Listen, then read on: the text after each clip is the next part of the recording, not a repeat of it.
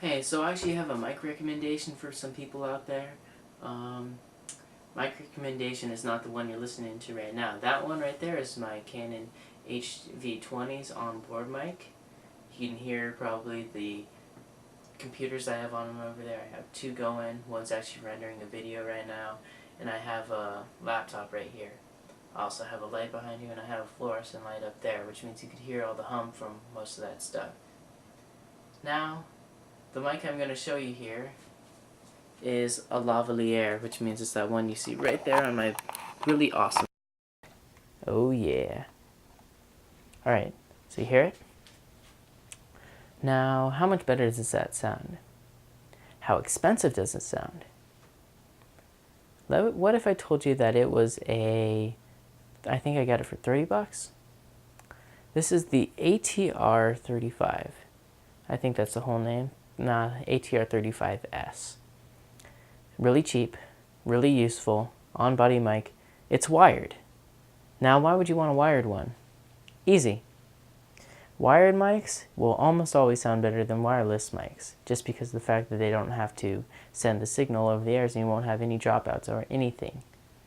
Not only that, but with this change away from analog TV, those radio stations are actually being sold over to like cell phone companies and stuff, which means in the future you might have more interference with wireless systems than you've ever had before.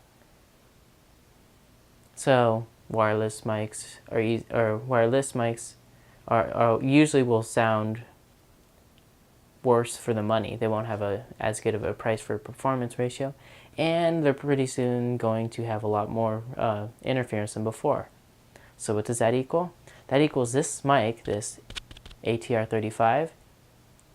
It makes it, I would say, just as good as any kind of $300, $400, $500 wireless system.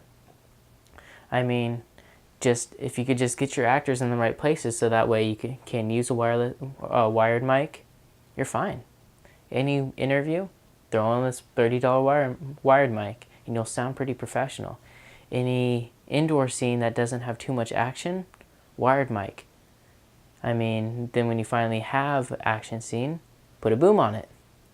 That way you just have, or you could actually just kind of use your onboard camera mic if you're being loud enough.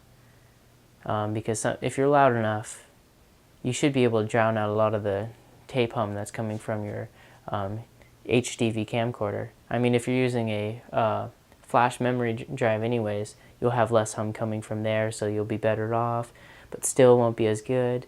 I mean, throw a shotgun on there and you'll be doing pretty good, even though it will be indoors, so throw a hypercardioid on instead. But you get what I'm saying. This will do you pretty good for anything that you do not need too much action for. It'll even work outside too, and it has a very long wire. I could probably stand 20 feet away and I'll still have some on the ground. So I really recommend the ATR-35s just because it's pretty amazing, and especially for the price. I didn't think I could get something that would, I think it's even better than the sound of an AT wireless system I got set. It's the R73 and the T73, and then I also have the body pack with that, 75.